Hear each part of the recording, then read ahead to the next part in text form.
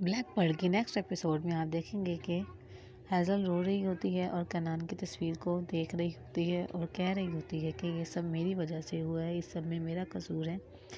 اتنے میں اس کی امی آ جاتی ہیں اور اس سے دیکھتی ہیں اور پوچھتی ہیں کہ بیٹا تمہیں کیا ہوا ہے۔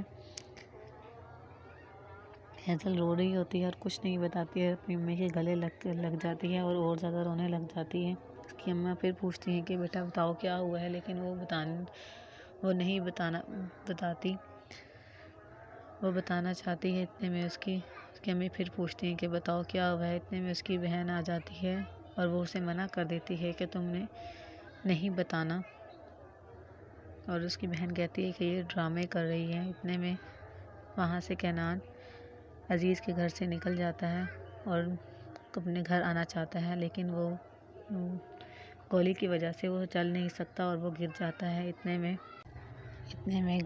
عزیز کے گارڈز باہر آ جاتے ہیں اور وہ دیکھتا ہے تو گرا ہوا ہوتا ہے، تو وہ کہتا ہے کہ تم سب کہاں چلے گئے تھے، میں نے تمہیں اس کی ذمہ داری کے لیے کھڑا کیا تھا۔ اتنے میں عزیز اور اس کی بیٹی بھی باہر آ جاتی ہے اور وہ کہتا ہے کہ اس کی حالت ٹھیک نہیں ہے۔ اے جے اس کو دیکھتی ہے اور کہتی ہے کہ اس کو اٹھا کر کمرے میں لے چلو۔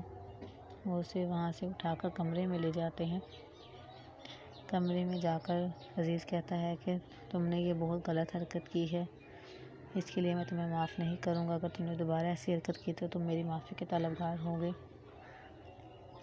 کنان کہتا ہے کہ نہیں، میں ٹھیک ہوں، آپ ایسے خواہ میں پریشان ہو رہے ہیں۔ اے جے کنان سے کہتی ہے کہ لگتا ہے تمہیں اوور ڈوز دینی ہوگی۔ کنان کہتا ہے کہ نہیں، میں ٹھیک ہوں، تم خواہ میں پریشان ہو رہی ہو، میں بالکل ٹھیک ہوں۔ وہ کہتا ہے میں یہاں سے باہر کیسے جاؤں گا، تمہارے بابا نے باہر گارڈز کھڑے کر تو دیے ہیں۔ اے جے کہتی ہے کہ میں تمہیں میوزک لگا دی جس سے تم اچھا فیل کرو گے۔ کنان میوزک سننے لگ جاتا ہے اور ہیزل کے خیالات دیکھنا شروع کر دیتا ہے۔ وہاں سے ہیزل بھی رو رہی ہوتی ہے اور کنان کے خیال دیکھ رہی ہوتی ہے، اور دونوں ہی ایک دوسرے کے بارے میں سوچ رہے ہوتے ہیں، ایک دوسرے کے خیالوں میں سوچ رہے ہوتے ہیں۔